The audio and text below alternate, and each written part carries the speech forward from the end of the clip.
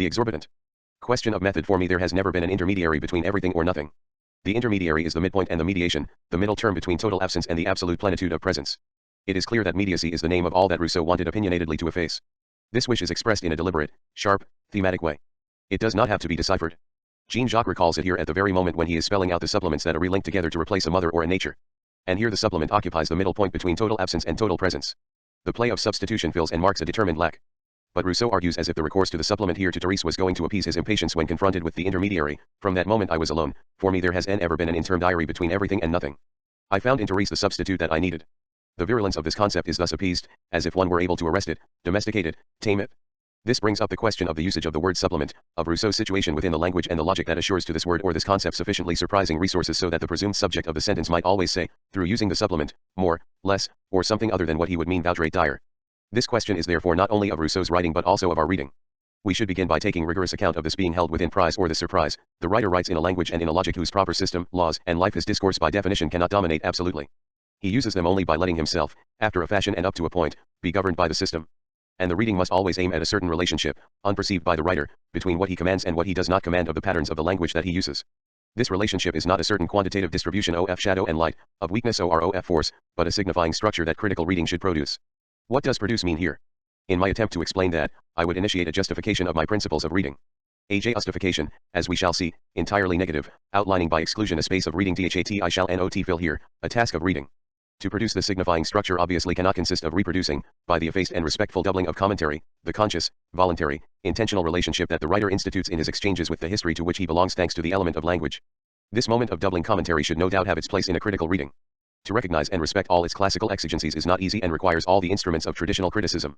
Without this recognition and this respect, critical production would risk developing in any direction at all and authorize itself to say almost anything. But this indispensable guardrail has always only protected, it has never opened, a reading. Yet if reading must not be content with doubling the text, it cannot legitimately transgress the text towards something other than it, toward a referent, a reality that is metaphysical, historical, psychobiographical, etc. Or toward a signified outside the text whose content could have taken place outside of language, that is to say, in the sense that we give here to that word, outside of writing in general.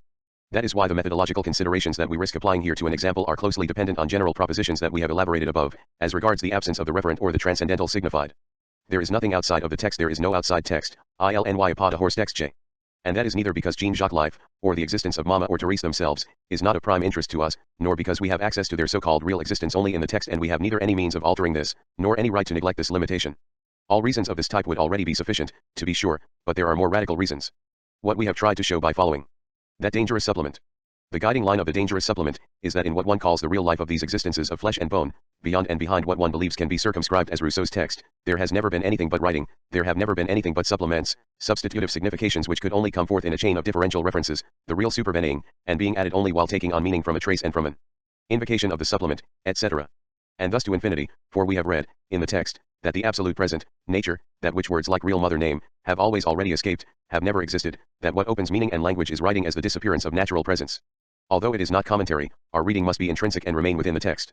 That is why, in spite of certain appearances, the locating of the word supplement is here not at all psychoanalytical, if by that we understand an interpretation that takes us outside of the writing toward a psychobiographical signified, or even toward a general psychological structure that could rightly be separated from the signifier. This method has occasionally been opposed to the traditional doubling commentary. It could be shown that it actually comes to terms with it quite easily. The security with which the commentary considers the self-identity of the text, the confidence with which it carves out its contour, goes hand in hand with the tranquil assurance that leaps over the text toward its presumed content, in the direction of the pure signified. And in effect, in Rousseau's case, psychoanalytical studies like those of Dr. Lafort transgress the text only after having read it according to the most current methods. The reading of the literary symptom is most banal, most academic, most naive. And once one has thus blinded oneself to the very tissue of the symptom, to its proper texture, one cheerfully exceeds it toward a psychobiographical signified whose link with the literary signifier then becomes perfectly extrinsic and contingent. One recognizes the other aspect of the same gesture when, in general works on Rousseau, in a package of classical shape that gives itself out to be a synthesis that faithfully restores, through commentary and compilation of themes, the totality of the work and the thought, one encounters a chapter of biographical and psychoanalytical cast on the problem of sexuality in Rousseau, with a reference in an appendix to the author's medical case history. If it seems to us in principle impossible to separate, through interpretation or commentary, the signified from the signifier, and thus to destroy writing by the writing that is yet reading, we nevertheless believe that this impossibility is historically articulated. It does not limit attempts at deciphering in the same way, to the same degree, and according to the same rules. Here we must take into account the history of the text in general. When we speak of the writer and of the encompassing power of the language to which he is subject, we are not only thinking of the writer in literature. The philosopher, the chronicler, the theoretician in general, and at the limit everyone writing, is thus taken by surprise. But, in each case, the person writing is inscribed in a determined textual system. Even if there is never a pure signified, there are different relationships as to that which, from the signifier, is presented as the irreducible stratum of the signified. For example, the philosophical text, although it is in fact always written, includes, precisely as its philosophical specificity, the project of effacing itself in the face of the signified content which it transports and in general teaches. Reading should be aware of this project, even if, in the last analysis, it intends to expose the project's failure. The entire history of texts, and within it the history of literary forms in the West, should be studied from this point of view. With the exception of a thrust or a point of resistance which has only been very lately recognized as such, literary writing has, almost always and almost everywhere, according to some fashions and across very diverse ages, lent itself to this transcendent reading, in that search for the signified which we here put in question, not to annul it but to understand it within a system to which such a reading is blind. Philosophical literature is only one example within this history, but it is among the most significant. And it interests us particularly in Rousseau's case, who at the same time and for profound reasons produced a philosophical literature to which belong the social contract and La Nouvelle Heloise, and chose to live by literary writing, by writing which would not be exhausted by the message philosophical or otherwise which it could, so to speak, deliver.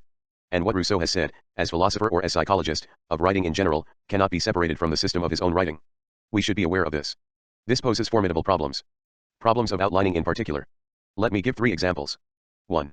If the course I have followed in the reading of the supplement is not merely psychoanalytical, it is undoubtedly because the habitual psychoanalysis of literature begins by putting the literary signifier as such within parentheses.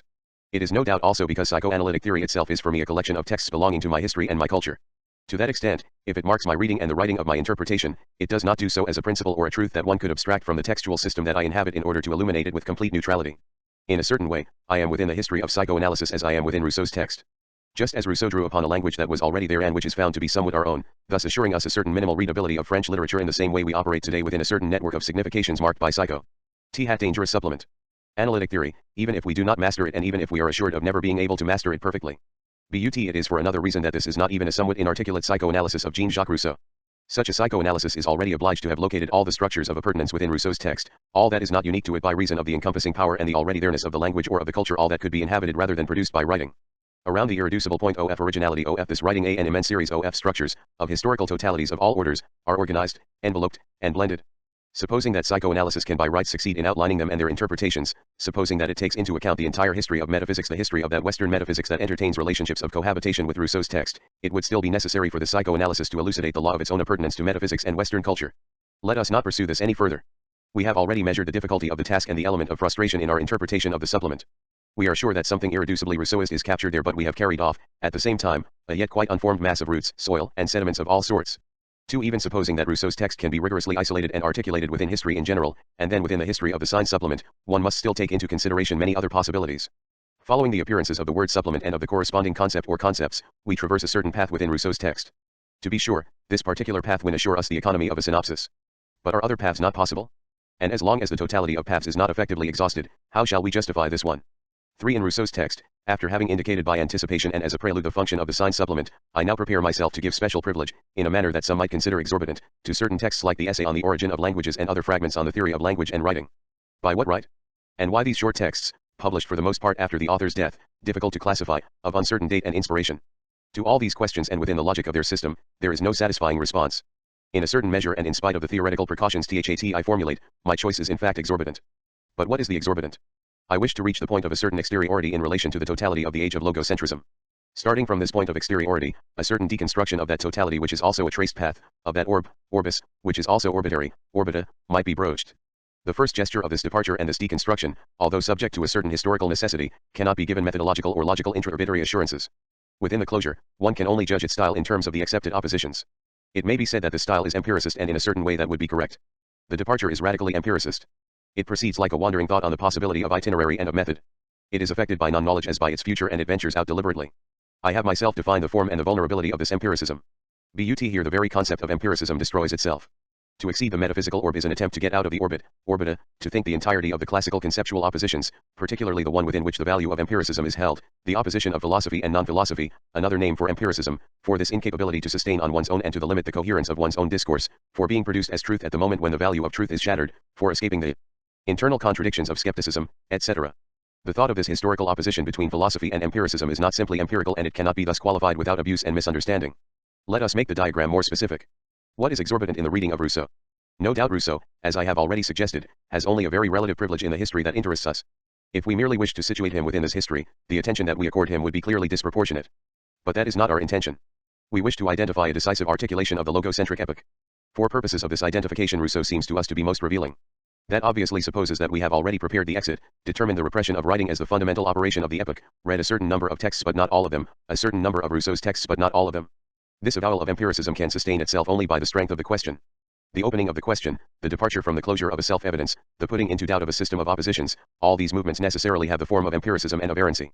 At any rate, they cannot be described, as to past norms, except in this form. No other trace is available, and as these errant questions are not absolute beginnings in every way, they allow themselves to be effectively reached, on one entire surface, by this description which is also a criticism. We must begin wherever we are, and the thought of the trace, which cannot not take the scent into account, has already taught us that it was impossible to justify a point of departure absolutely. Wherever we are, in a text where we already believe ourselves to be. Dangerous supplement. Let us narrow the arguments down further. In certain respects, the theme of supplementarity is certainly no more than one theme among others. It is in a chain, carried by it. Perhaps one could substitute something else for it. But it happens that this theme describes the chain itself, the being chain of a textual chain, the structure of substitution, the articulation of desire and of language, the logic of all conceptual oppositions taken over by Rousseau, and particularly the role and the function, in his system, of the concept of nature. It tells us in a text what a text is, it tells us in writing what writing it, in Rousseau's writing it tells us Jean-Jacques' desire, etc.